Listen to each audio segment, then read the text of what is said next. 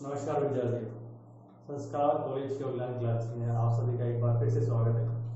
हमारा जो पेपर चल रहा है वो पेपर फर्स्ट चल रहा है आधुनिक भारत का इतिहास। तो हमने आधुनिक भारत के इतिहास में अंग्रेजों के बारे में पढ़ लिया, अंग्रेजों की बंगाल विजय के बारे में पढ़ लिया। तो देखो मॉडर्न इंडिया के अंदर एक इम्पोर्टेंट टॉपिक और है, उसको पढ़ना बहुत जरूरी, वो है उत्तर मुगल कालीन शासक। क्योंकि मॉडर्न इंडिया के अंदर ही इस पोर्शन को रखा गया है। ये औरंगजेब की मृत्यु जहां से होती है वहां से आधुनिक भारत की स्टार्टिंग मानी जाती है। तो उस क्रम में आधुनिक भारत के इतिहास के क्रम में उत्तर मुगल कालीन शासकों के बारे में पढ़ना बहुत ही जरूरी है।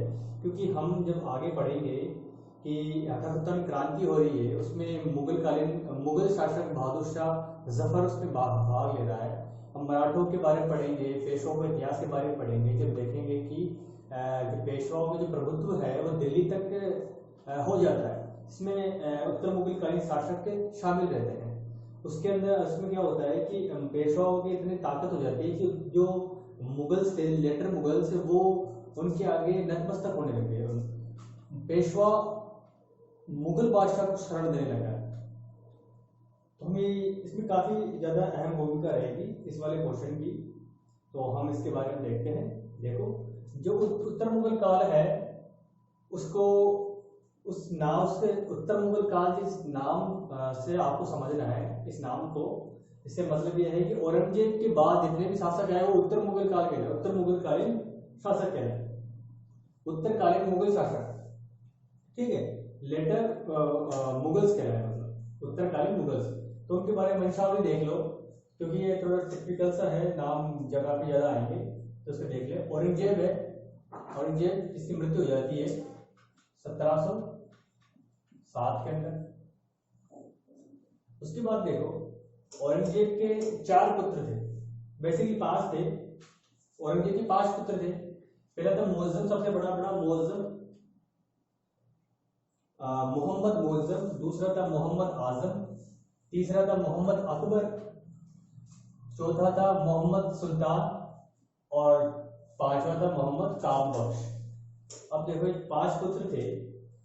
अब 5 पुत्रों में अकबर जो था, ये औरंगजेब की जो कट्टर नीतियां थी उसका काफी विरोधी था। तो इसकी मृत्यु पहले हो जाती है, औरंगजेब की जीते जी इसकी मृत्यु हो जाती है, ठीक है। तो ये पहले बन गया था। और जो सुल्तान मोहम्मद है, इसकी मृत्यु पहले हो जाती है। मतलब 2 जो पुत्र थे वो औरंगजेब के जीते जी उसके सामने मर गए। मतलब अब बचे कितने? 3 बचे, मुअज्जम, आजम और कामबख्श। अब देखो, जो मुअज्जम है, जब औरंगजेब की मृत्यु होगी उसके बाद एक युद्ध होगा, जजाव का युद्ध। जजाव के युद्ध में आजम और मुअज्जम के बीच युद्ध होगा, जिसमें मुअज्जम जीत जाएगा और आजम मर जाएगा। आजम को मुअज्जम बहुत गिराड़ उतार देगा। फिर बाद में हैदराबाद का युद्ध होगा, जिसमें मुअज्जम कामबख्श को हरा देगा, इसको मार देगा। और इस प्रकार से उत्तराधिकार के संघर्ष के अंदर मुअज्जम क्या करेगा? गद्दी प्राप्त कर लेगा, ये मुअज्जम। और ये एक उपाधि धारण करेगा, याद रखिए, उपाधि धारण सुन लेना, बहादुर शाह प्रथम की, बहादुर शाह प्रथम की उपाधि धारण करेगा। और बहादुर शाह प्रथम के साथ साथ एक और उपाधि धारण करेगा, वो करेगा शाह आलम की, शाह आलम फर्स्ट की, ये उपाधि वो धारण करेगा। कौन? मुअज्जम, जिसे बहादुर शाह प्रथम भी कहते हैं। इसका टाइम पीरियड की बात की जाए तो 1707 से लेकर 1712 है, ठीक है। तो जो पहला उत्तरकालीन मुगल शासक है, उत्तरकालीन मुगल शासक, वो ये है। जिसके आगे मैंने नंबर लिख दिए हैं वो पहला उत्तरकालीन मुगल शासक है, याद रखिए। ये पहला है, ये दूसरा है जहांदार शाह, इसके आगे मैंने तीसरा लिखा है, ये तीसरा है। अभी याद रखना कि इसके नीचे मैंने ये लिखा है, ये जो लाइन करके एरो करके लिखा है, मतलब उसका पुत्र है वो। ये औरंगजेब के पुत्र थे ये सारे, ये 5 के 5। अब यहाँ स्टार्ट करते हैं मुअज्जम का। ये देखो, अकबर का जो पुत्र था वो नेकुशेर था। अकबर के पुत्र का नाम क्या था? नेकुशेर था। अकबर मर गया था, लेकिन उसका पुत्र था नेकुशेर, वो जीवित था।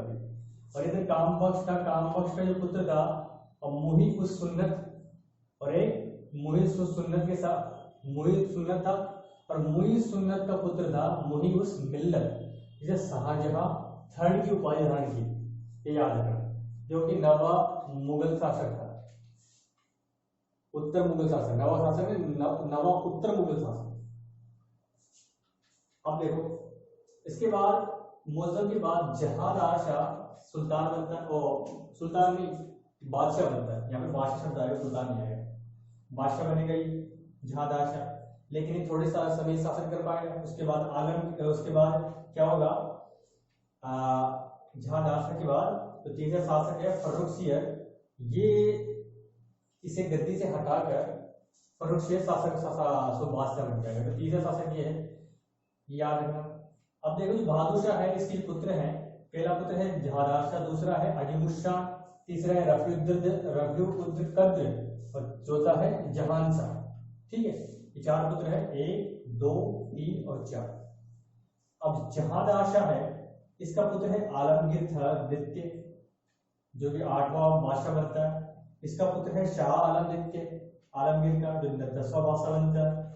और इसके बाद अकबर शाह द्वितीय जो कि 11वां शासक बनता है। और अकबर का पुत्र बहादुर शाह सेकंड, जिसे बहादुर शाह प्रथम भी कहते हैं। ये अंतिम शासक है, याद रखना।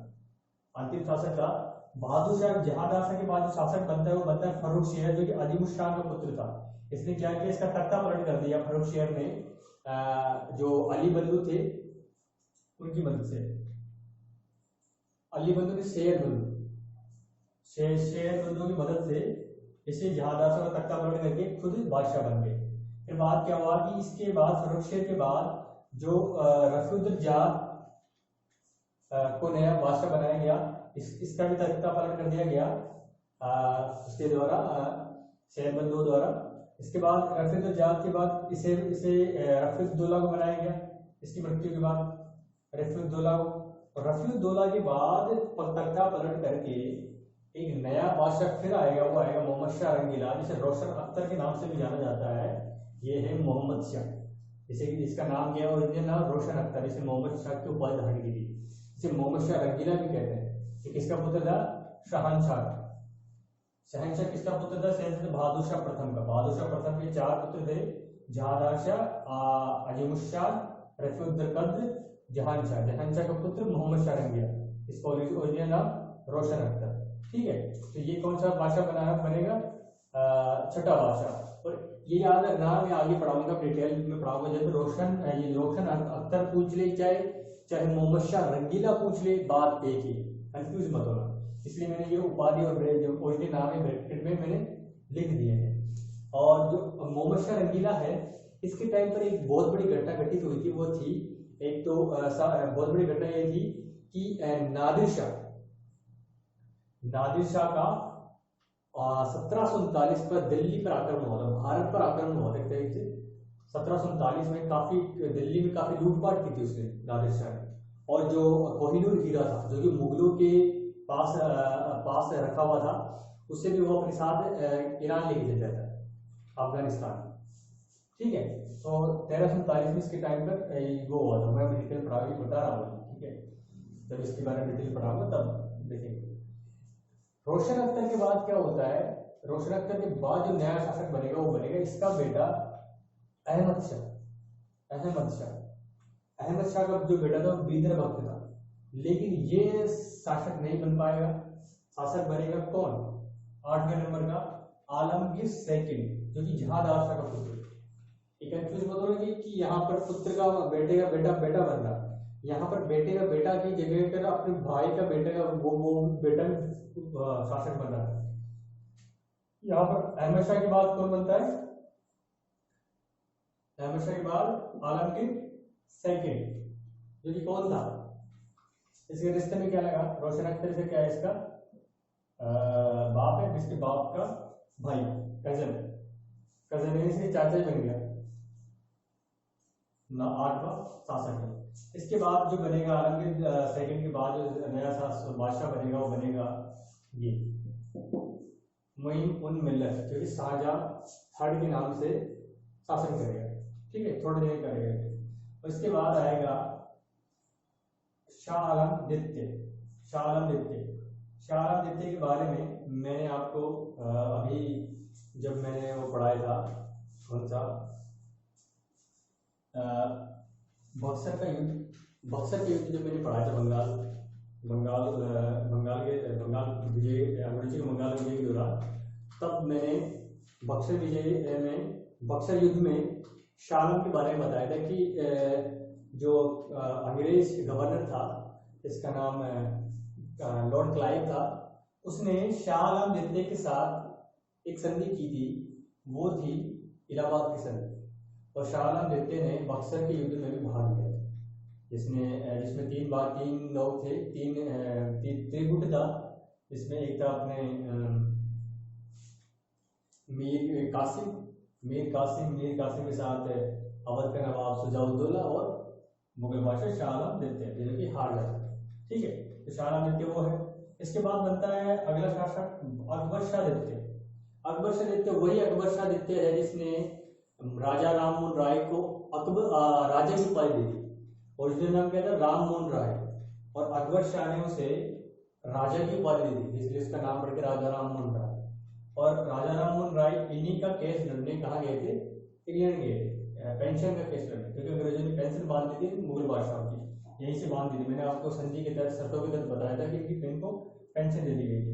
ठीक है, और इसके बाद जो अकबर शाह के बाद जो अंतिम मुगल बादशाह रहेगा, वो रहेगा बहादुर शाह सेकंड।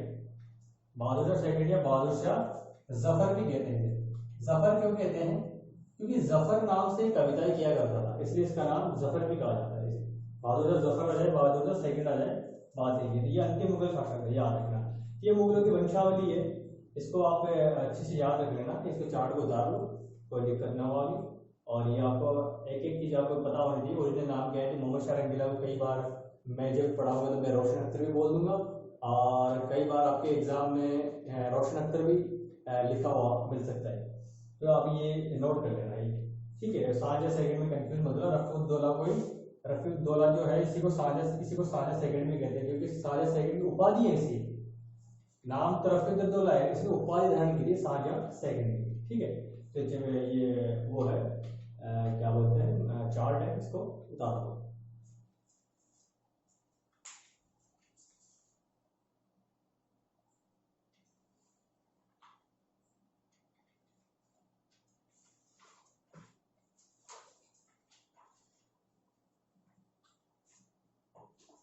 देखो आगे चल रहे।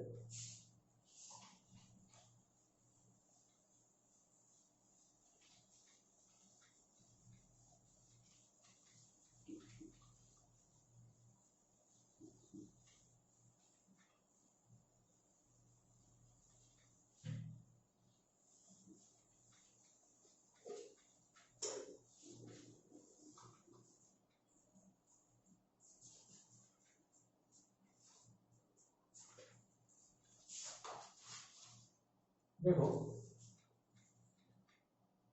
3 मार्च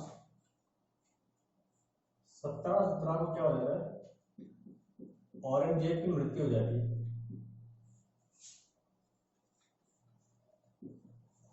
कहाँ पे होती है औरंगजेब की मृत्यु? याद रखना आपको, अहमदनगर में।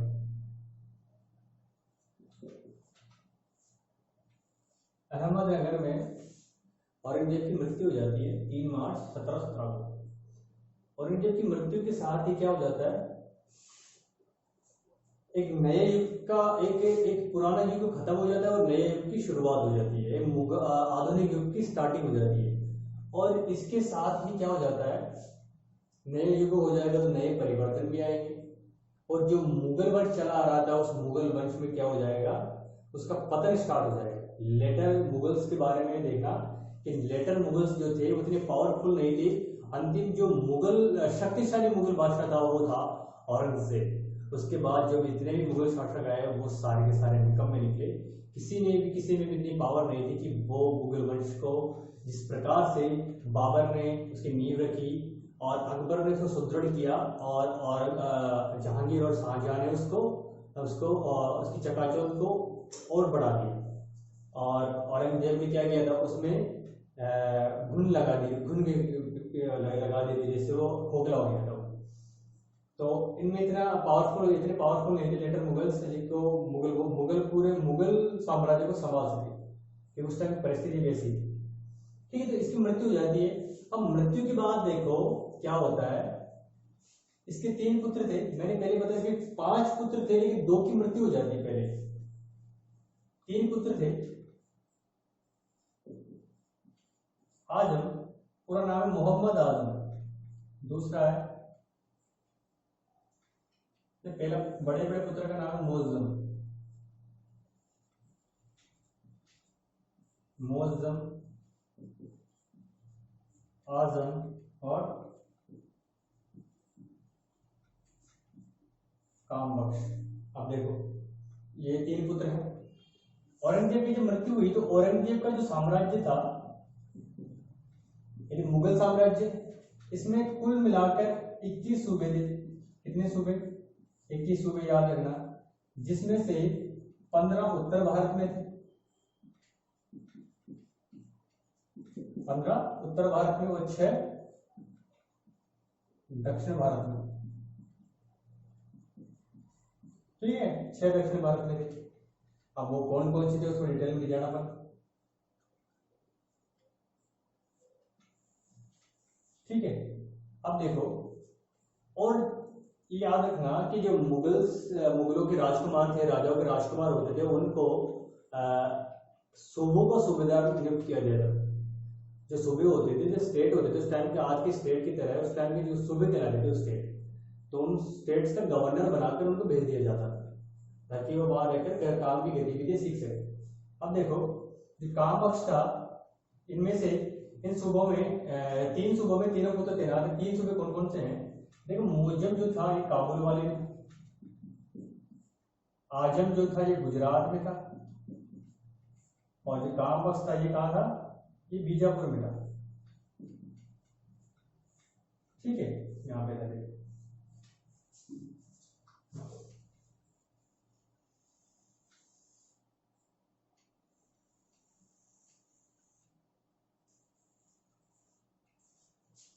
उस टाइम के बाद वो मुगल काल में भारत है, ये दिल्ली या आगरा है। यहाँ पे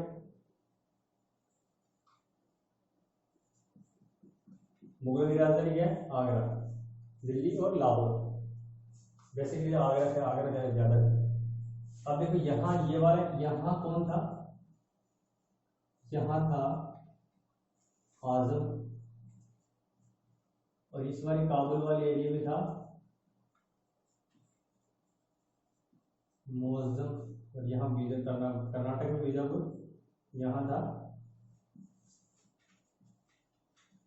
कामबख्श, और अहमदनगर यहाँ है, महाराष्ट्र में है अहमदनगर। ठीक है, अहमदनगर। यहाँ होती है औरंगजेब की मृत्यु कितनी तारीख को? 3 मार्च 1707 को। और इसके जो 3 पुत्र थे, जीवित 3 पुत्र, वो मुअज्जम पहला, दूसरा आजम, तीसरा कामबख्श, ये यहाँ पे तैनात थे। मुअज्जम यहाँ काबुल में, कहाँ पे? काबुल, ये गुजरात, ये बीजापुर, ये अहमदनगर। ठीक है, यहाँ पे कौन कौन से बेटे थे? ये आजम बेटों के नाम ही, स्टेट के नाम ही है। ठीक है, 3 मार्च 1707 को औरंगजेब की मृत्यु होगी। जैसे ही मृत्यु का समाचार सुनते हैं इसके पुत्र तो क्या करते हैं वो देखो, जैसे ही आजम को मृत्यु का समाचार मिला तो क्या करता है, गुजरात से कहाँ आता है? अहमदनगर चल जाता है, अहमदनगर। और क्या करता है, अहमदनगर जाकर ये औरंगजेब की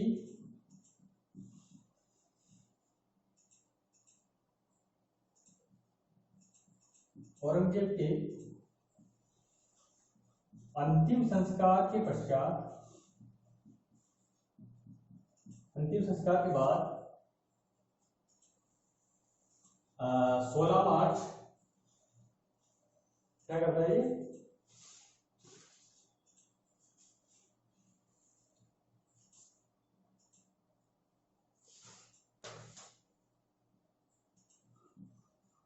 चौदह मार्च 1707 को अपने आप को क्या कर देता है,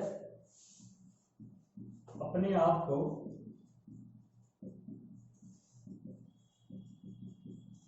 बादशाह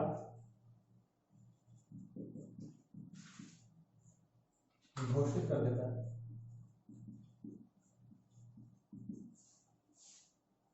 14 मार्च 1707 को अपने आप को बादशाह घोषित कर लेगा। यहाँ पर तो शांति संस्कार किया, वहीं दफनाया। ये याद रखना, औरंगजेब की जो कब्र है वो दिल्ली आगरा में नहीं है, वो अहमदनगर में है, याद रखना। ऐसे 3 मुगल बादशाह हैं जिनकी कब्रें हिंदुस्तान से बाहर है। एक है बाबर, दूसरा है जहांगीर, तीसरा है ये बहादुर शाह जफर, बहादुर शाह सेकंड, वायु इंडिया में, औरंगजेब के दक्षिण में। अपने आप बादशाह घोषित कर देगा। और इस बादशाह घोषित करने में जो औरंगजेब का वजीर था, औरंगजेब का वजीर जिसका नाम है, औरंगजेब का वजीर जिसका नाम है असद खान, असद खान का समर्थन इसे प्राप्त था, समर्थन प्राप्त है इसे, असद खान। और क्या था, औरंगजेब का वजीर था। औरंगजेब तो मर गया, लेकिन उसका वजीर जो था, देखो वजीर क्या होता है, वजीर प्रधानमंत्री पद होता है एक तरीके से, उस टाइम में प्रधानमंत्री पद था। अगर वजीर का ऐसे सपोर्ट प्राप्त हो गया तो मतलब कि ये बादशाह बन गया, क्योंकि वजीर का जितने मंत्री वगैरह थे उस पर कंट्रोल किसका था, वजीर का था। वजीर संभालता सारे कामों। तो वजीर का सपोर्ट था, तो क्या किस बात की दिक्कत है, ठीक है, तो वजीर का सपोर्ट हो गया साहब। अब देखो, अब ये जैसी खबर मिली थी, ये पहुंच गई थी संस्कार की, अपने आप बादशाह तक घोषित कर दिया। लेकिन जो मुअज्जम के पास खबर पहुंचेगी तो वो क्या करेगा, वो जैसे खबर पहुंचेगी तो आगरा की तरफ निकलेगा। कहां से, काबुल से आगरा की तरफ निकलेगा।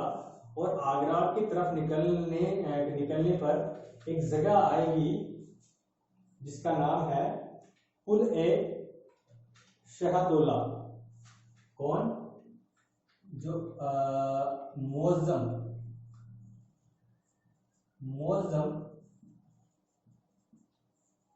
काबुल से आगरा की तरफ चलेगा।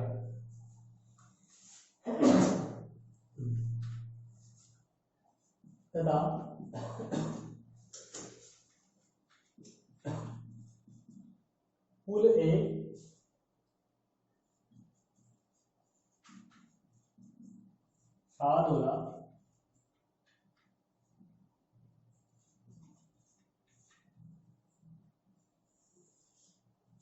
पुल ए शाहदोला पहुंचकर अपने आप को बादशाह घोषित कर देगा। इसने तो आज़म में तो ऑलरेडी कर दिया था अपने आप को, अब मुअज्जम भी कर लेगा अपने आप को बादशाह घोषित। कहाँ पे, पुल ए दौला, बीच रास्ते में पड़ता है आगरा के, तो वहां पर पहुंचकर इसने क्या कर दिया, अपने आप को बादशाह घोषित कर दिया। अब ठीक है, अब ये याद रखो कि एक राज्य में 2 बादशाह नहीं रह सकते। इस प्रकार एक तलवार में 2 मयान नहीं रह सकती, एक सौरमंडल में 2 सूर्य नहीं रह सकते। उसी प्रकार एक राज्य में 2 राजा कभी शासन नहीं कर सकते, चाहे वो सगे भाई क्यों ना हो। सत्ता का लोभ ऐसा था कि भाई भाई का दुश्मन बन जाता है।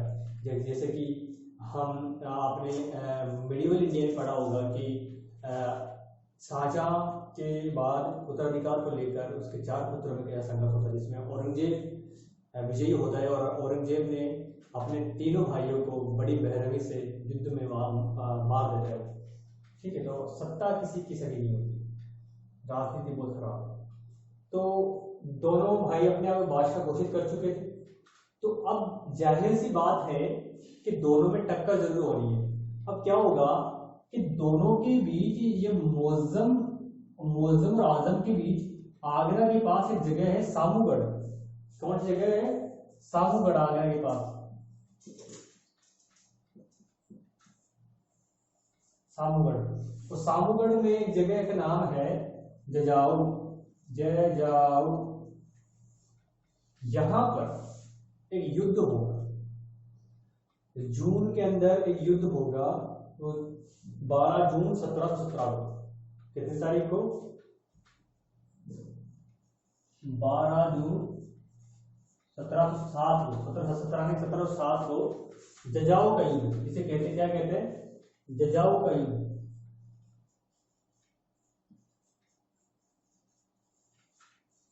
ये याद रखना है जजाऊ का युद्ध। चार कौन से युद्ध हुआ? जजाऊ 12 जून 1707 को। किन किन के बीच हुआ था ये युद्ध? ये युद्ध हुआ था, इसको नोट कर लेना, मैं मिटा रहा हूं, नोट कर लो, पहले से करो।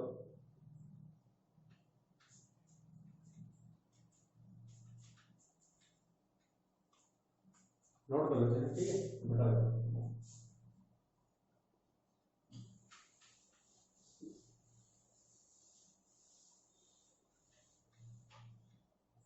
जजाऊ का युद्ध होगा, कौन सा युद्ध है? जजाऊ, मैं लिख देता हूँ।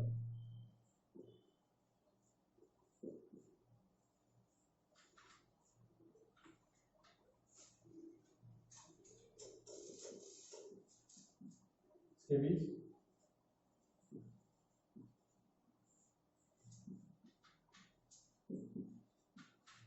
मोहज्जम वर्सेस आजम, जो कि आगरा से 20 मील दूर दूर पर जजाऊ, जजाऊ नामक स्थान पर, जिसे जजाऊ का युद्ध भी कहते हैं। जगह का नाम है जजाऊ, ठीक है। इसमें मुअज्जम जीत जाएगा, आजम हार जाएगा। आजम क्या हो जाएगा? आजम की क्या हो जाएगी? इसमें मृत्यु हो जाएगी। आजम के दो पुत्र भी थे, इसके दो पुत्र भी थे, उनका नाम देखो। आजम के दो पुत्र थे, बीदरबख्त और बलाजा। एक का नाम है बीदरबख्त, एक बीदरबख्त दूसरा, ये बीदरबख्त दूसरा, बीदरबख्त और बलाजाहा। इनकी भी क्या हो जाती है? मृत्यु हो जाती है। इन दोनों की क्या हो जाती है? मृत्यु हो जाती है युद्ध के अंदर, आजम के साथ साथ। तो आजम मारा गया और मुअज्जम क्या हो गया? जीत गया, ठीक है। लेकिन अभी भी समस्या बनी हुई है। कौन समस्या? क्योंकि अभी भी जो औरंगजेब का एक पुत्र था कामबख्श, वो बाकी रहा। अब मुअज्जम और कामबख्श में युद्ध हो रहा।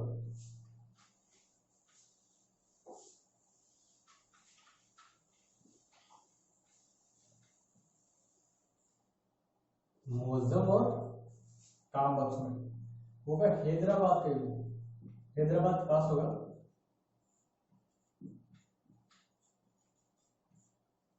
ये हुआ था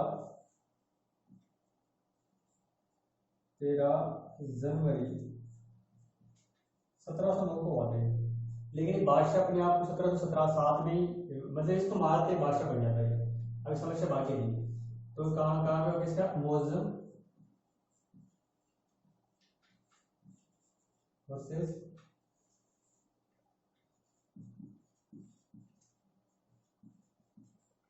कामबख्श। ये जीतेगा, ये हार जाएगा।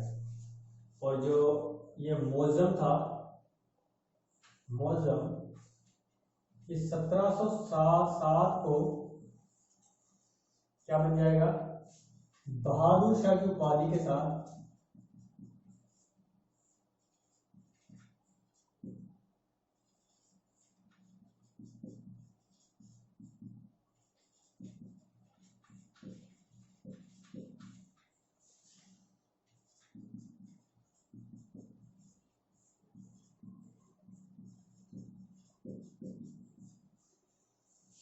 मतलब कि इसको मारने से पहले ही, यानी कि इस युद्ध के बाद ही, जजाऊ के युद्ध के बाद ही क्या बन जाएगा? मुअज्जम 1707 में ही बहादुर शाह प्रथम की उपाधि धारण करेगा और बादशाह बन जाएगा, मुगल सत्ता का उपयोग करेगा, ठीक है। उसके बाद बहादुर शाह की उपाधि बाहर करने के बाद हैदराबाद का युद्ध होगा, जिसमें कामबख्श को हरा देगा। और अब आप समस्या क्लीन स्वीप कर दिया, मतलब आपको कोई खतरा नहीं है। तो इस प्रकार से क्या करेगा? सत्ता प्राप्त करेगा। अब देखो सत्ता प्राप्त करते इसने क्या किया, ये देखो, ये नोट कर लेना, ठीक है।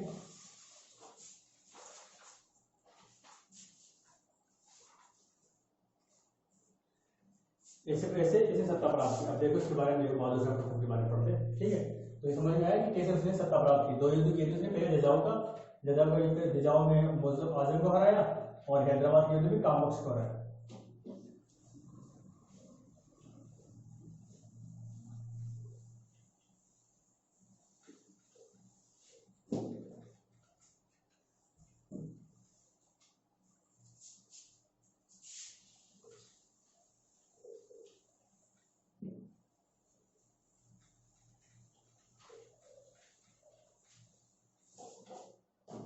देखो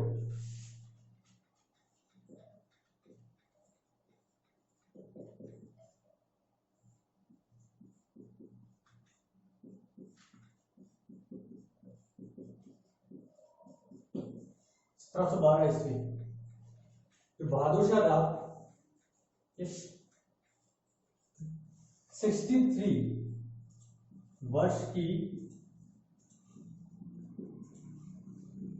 आयु में बादशाह बना। इसकी क्या उपाधि धारण की इसने? नाम क्या था? आजम मुअज्जम। ये क्या था उपाधि? बहादुर शाह प्रथम की उपाधि धारण की। अब देखो, ये जो बहादुर शाह प्रथम था, ये औरंगजेब का सबसे बड़ा पुत्र था।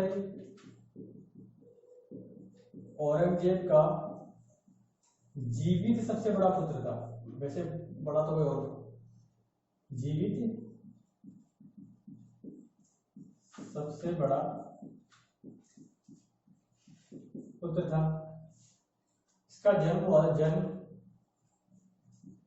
1643 में हुआ था, ईस्वी में हुआ था। जो किससे हुआ था? राजौरी के राजा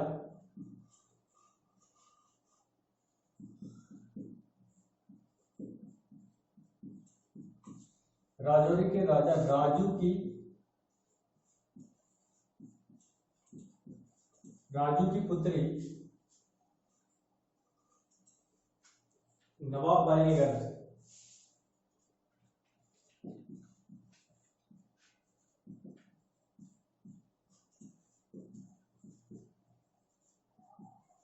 नवाब बाई के घर से, याद रखना, ठीक है।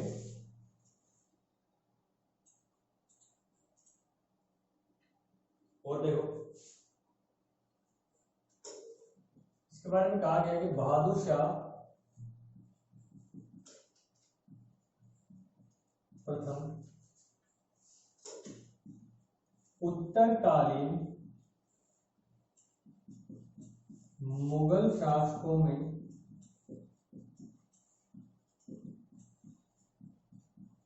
प्रथम व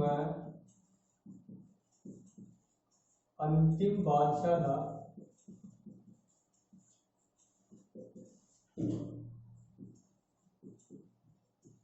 जिसने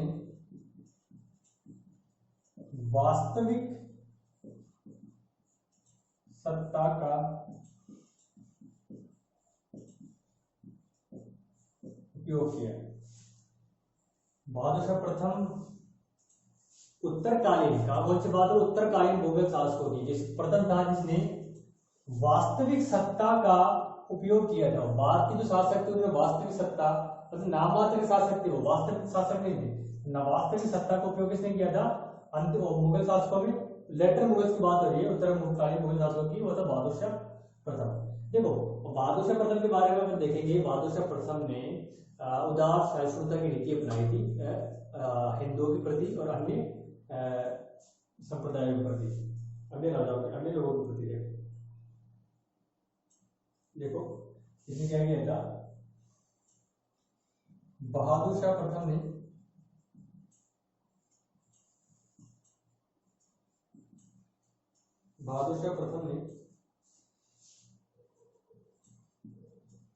दरबारी गुटों का सहयोग प्राप्त करने के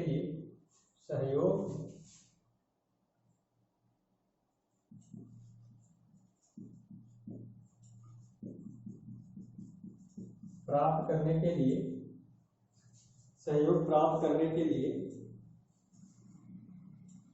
शांतिपूर्ण मैत्री की नीति अपनाई। करने के लिए एक नीति थी शांतिपूर्ण मैत्री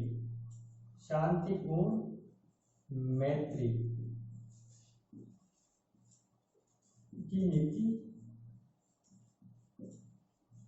अपनाई। दरबारी गुटों, याद रखना, दरबारी गुट का मतलब होता है इसमें मराठा भी थे, राजपूत भी थे, हिंदुस्तानी मुसलमान भी थे। तो जो इनके आपस के गुट थे, तो उनसे क्या सहयोग प्राप्त करने के लिए शांतिपूर्ण मैत्री के लिए उनसे मित्रतावत संबंध स्थापित किए। जिसके तहत इसने कौन कौन से काम किए? देखो, इसने क्या किया? सबसे पहले इसने काम किया था हिंदू सरदारों, सरदार का मतलब दरबारी है, हिंदू सरदारों और राजाओं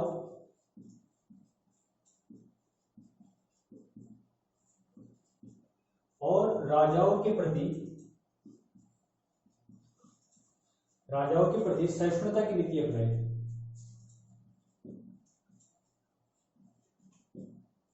सहिष्णुता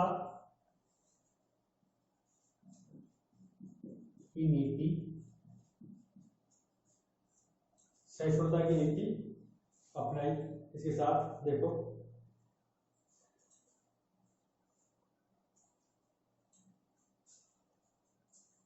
सहिष्णुता का मतलब होता है कि धार्मिक रूप से उदार नीति, धर्म के आधार पर भेदभाव न करना सहिष्णुता की नीति होती है, जिसके तहत नीति अपनाई राजपूतों को उनके प्रदेशों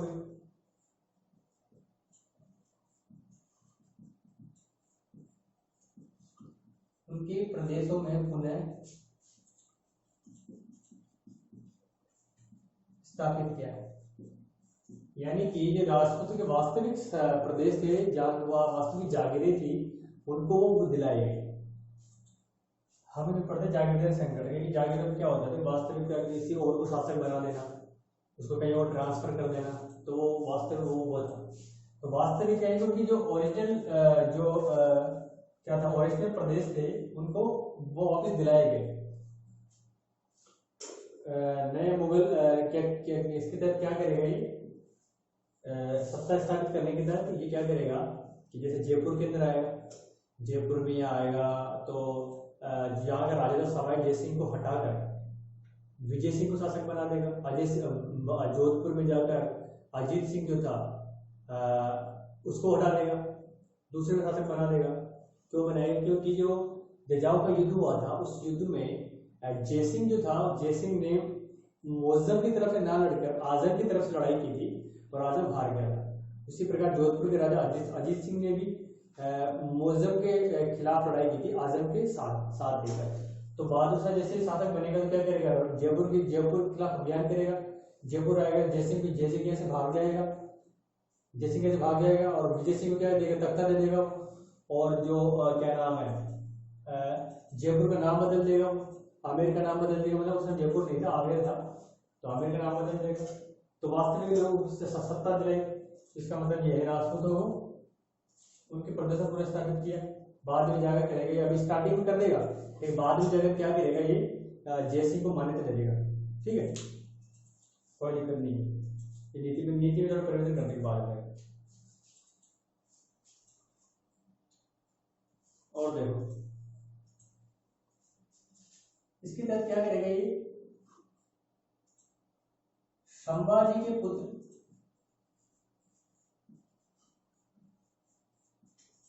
के पुत्र साहू को जो 1789 से मुगलों की कैद में था, रिहा 1707 में रिहा कर देगा। मतलब कि शिवाजी का पुत्र संभाजी का पुत्र कौन था, शाहू। जब औरंगजेब की से लड़ाई हो रही थी मराठों की, तो क्या होता है कि 1789 के अंदर औरंगजेब द्वारा संभाजी के पुत्र शाहू को क्या कर लिया, गिरफ्तार कर लिया जाता है, कैद कर लिया जाता है। और तकरीबन 11 और 7 18 साल तक वो कैद में रहता है। जब औरंगजेब की मृत्यु हो जाती है, औरंगजेब की मृत्यु के बाद बहादुर शाह प्रथम यानी मुअज्जम आखंड बनता है, तो शाहू को कैद से रिहा कर देता है। और शाहू कहाँ चला जाता है, वापिस से दक्षिण चला जाता है, मराठा चल जाता है, मराठा प्रदेश चल जाता है। और उसे स्वदेश मुखी वसूलने का अधिकार भी दे दिया जाता है, ना कि चौथ वसूलने का अधिकार नहीं दिया जाता मुगल बादशाह द्वारा, ओनली स्वदेश मुखी का वसूलने का अधिकार भी दिया जाता साथ में। और जब वो दक्षिण भारत पहुंचता है, मतलब मराठा प्रदेश पहुंचता है, तो वहां की परिस्थितियां कुछ अलग थी, क्योंकि वहां पर ताराबाई शासन कर रही थी अपने पुत्र शिवाजी द्वितीय को लेकर।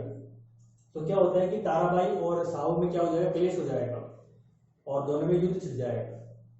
तो ये इसकी चाल थी, चाल कहें या उदारता कहें, लेकिन कहा जाता है कि इसकी चाल थी क्योंकि वो मराठा प्रदेश को उलझाना चाहता था।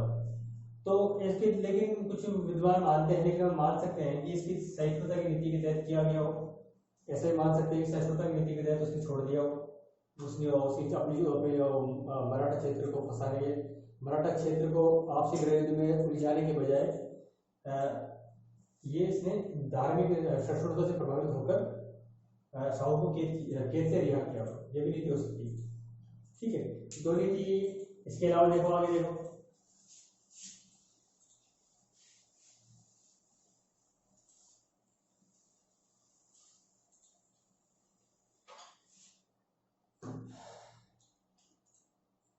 इसने क्या किया था, एक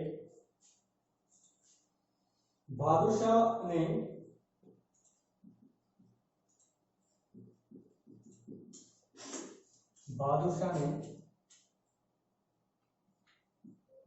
गुरु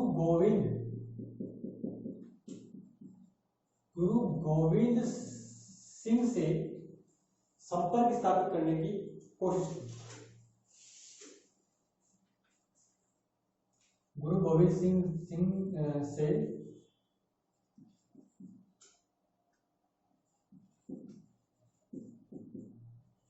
संधि कर उन्हें एक बड़ा मनसब देने की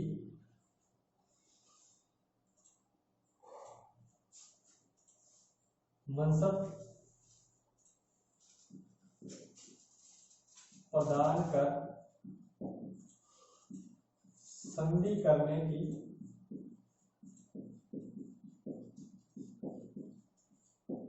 कोशिश की।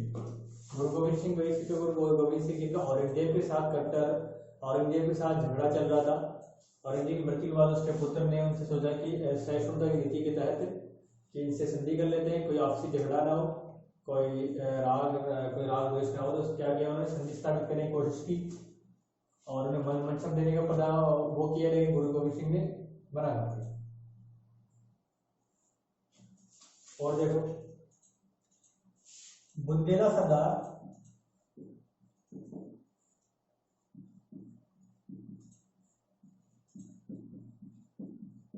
बुंदेलखंड छत्रसाल तथा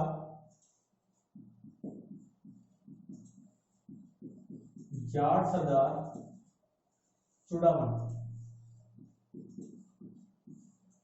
चूड़ामन में जिसने जाट विद्रोह किया था, अकबर की हड्डियों को निकाल कर चला दिया था। चूड़ामन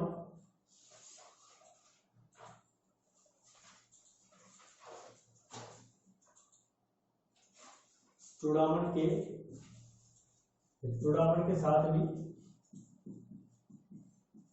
मित्रता की नीति अपनाई।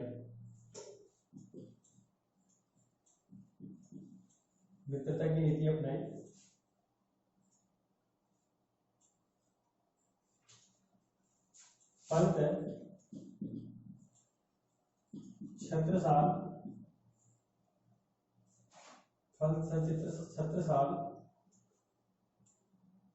निष्ठावान सामंत बना रहा, मतलब मित्र निष्ठावान सामंत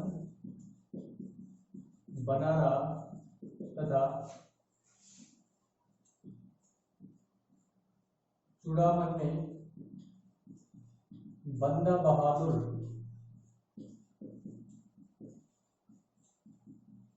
के खिलाफ बादशाह की मदद की। जो बंदा बहादुर है, ये क्या था, सिख आंदोलन कर रहा था। गुरु गोविंद सिंह के बाद क्या किया था इसने, सिख आंदोलन को जारी रखा था। इसने सरहिंद में क्या किया, लोहागढ़ की स्थापना, लोहागढ़ किले में अपने आप को स्थापित किया और वहां से मुगलों के साथ संघर्ष लड़ना स्टार्ट कर दिया। जैसे इसने वहां पर गुरु गोविंद सिंह और गुरु नानक के सिक्के भी डाले और वहां पर एक बार अटैक भी हो गया था किसका, बहादुर शाह ने उसको जीत भी लिया था। लेकिन बाद में जैसे बहादुर शाह वहां से गया कुछ सालों पश्चात वापस से बंदा बहादुर ने लोहागढ़ को वापस से जीत लिया था।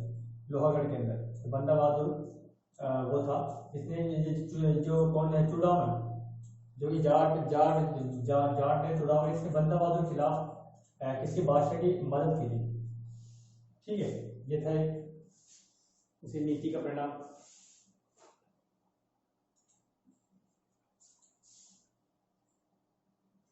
और ये सबसे बड़ा चीज एक चीज इस बार बहादुर शाह ने क्या किया था कि औरंगजेब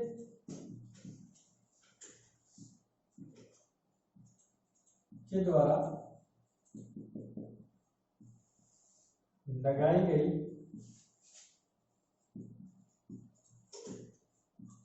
जजिया कर की वसूली बंद करा दी, वसूली बंद करवा दी। जजिया कर, जजिया कर वही जजिया कर है जो कि गैर मुसलमानों से धार्मिक सैनिक सेवा के बदले लिया जाता था। तो औरंगजेब ने लागू किया था। औरंगजेब ने क्यों लागू किया था? औरंगजेब ने इसलिए लागू किया था क्योंकि औरंगजेब निरंतर इतने सारे युद्ध कर रहा था, युद्धों के लिए खर्चा धन की आवश्यकता थी और धन की आवश्यकता के तहत जजिया एक इम्पोर्टेंट फैक्टर बनकर सामने आता है। और जो औरंगजेब जो था वो कुरान के अनुसार कुरान के नियमों का पालन करता था। कुरान में ये उल्लेखित है कि जहां पर मुस्लिम शासन हो और वहाँ जो जनता है, काफिर जनता है या जो गैर मुस्लिम जनता है, उनसे सैनिक सेवा के बदले जजिया लिया जाए। तो वो इस वजह से भी जजिया लिया करता था। और जो कि उसकी मृत्यु के पश्चात उसके पुत्र बहादुर शाह द्वारा उस कर को बंद कर दिया जाता है।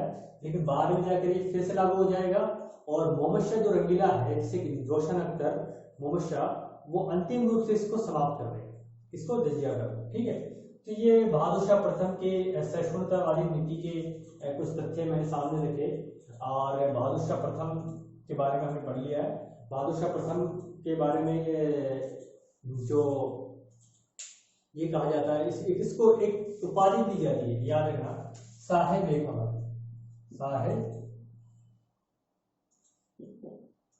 बेखबर, साहेब बेखबर। घटनाएं हो रही है, कुछ ही खबर नहीं, अपनी मस्ती मस्त है। कौन? बहादुर शाह, साहेब बेखबर। और एक विद्वान कार है सिडनी ओवन, एक इतिहासकार है सिडनी ओवन। उन्होंने तो ये कहा है कि बहादुर शाह प्रथम अंतिम मुगल बादशाह है जिसके बारे में हम कुछ अच्छे शब्द कह सकते हैं, मतलब कि जो अच्छे काम किए इसने, इस वजह से कुछ अच्छे शब्द इसके बारे में कह सकते हैं। अंतिम मुगल शासक थे और उसके बाद कोई नहीं बना ऐसा। तो सिडनी ओवन के बारे में कहा गया है, सिडनी ओवन ने इसके बारे में कहा है। और इसे साहिब बेखबर भी कहा जाता है। कोई पूछे साहिब बेखबर किस मुगल बादशाह कहा जाता है, तो वो है कौन? बहादुर शाह प्रथम। क्योंकि साहिब बेखबर का मतलब जिसे कुछ पता ही नहीं हो, अपनी मस्ती मस्त है, पीछे से लड़ाई हो रही है, कोई मर रहा है, कर रहा है, कोई दिक्कत नहीं है। और जब इसकी मृत्यु हुई थी तो इसके पुत्रों में उत्तराधिकार को लेकर काफी संघर्ष हुआ। और जब इसकी मृत्यु के बाद 1 महीने तक इसके शव को दफनाया नहीं गया। क्यों नहीं दफनाया गया? क्योंकि मृत्यु के बाद सत्ता को लेकर संघर्ष हो गया। इसके पुत्रों में 4 पुत्र, मैंने जो 4 पुत्र 3 पुत्र थे वो मैंने आपको बताए हैं, 4 पुत्र थे। और उनमें क्या हुआ था, सत्ता को लेकर आपस में संघर्ष हो गया और उधर लाश पड़ी है लेकिन वो लड़ रहे हैं। तो वो मुगल बादशाह कौन था जो जिसको लेकर जिसकी लाश 1 महीने तक पड़ी रही? वो था बहादुर शाह प्रथम। ठीक है, तो ये बहादुर शाह प्रथम अपना खत्म हो गया है। लेटर मुगल्स का एक पहला जो वो था बादशाह, इसके बारे में। इसके बाद हम जो जहांदार शाह और जो एक इम्पोर्टेंट और आएगा फर्रुखशियर, जहांदार शाह, फर्रुखशियर और मोहम्मद शाह रंगीला। उससे पहले भी आएगा रफुद्दौला, बीच में और आएंगे, 2 आएंगे, लेकिन उनका कार्यकाल इतना लंबा नहीं था। लेकिन हुआ क्या कि उसी दरमियान हम ये भी पढ़ेंगे कि जो मुगल गुटबंदी चल रही थी, जिसमें कि अली बंधु इम्पोर्टेंट थे और अली बंधु के साथ साथ जो क्या नाम है, जो हैदराबाद का संस्थापक चिंगिस खान, इनका भी काफ़ी बड़ा रोल रहेगा मुगल दरबार सरदारों के अंदर, मुगल गुटबंदी के अंदर। तो इसके बारे में हम आगे पढ़ेंगे और हमारी कुछ क्लासेस इसके ऊपर होगी। किसको जानना बहुत ज़रूरी है आपके एग्जाम में, कहीं से भी कभी भी कहीं भी मतलब कई बार इसके बारे में क्वेश्चन आया है कि मुगल काल मुगल वंश के पतन का कारण बताइए, उत्तर मुगलकालीन शासकों के बारे में वर्णन कीजिए। उसके बारे में क्वेश्चन भी पूछा जा सकता है आपके एग्जाम में। तो इसके बारे में पढ़ना बेहद ही जरूरी है, आपका टॉपिक भी है। ठीक है, तो आज के लिए इतना ही। अगर किसी का कोई सवाल, कोई कमेंट, कोई सुझाव, क्या बोलते हैं, कोई कमेंट हो, कोई क्वेश्चन करना हो तो वो आप कर सकते हैं। ठीक है, आज के लिए इतना ही, मिलते हैं नेक्स्ट वीडियो।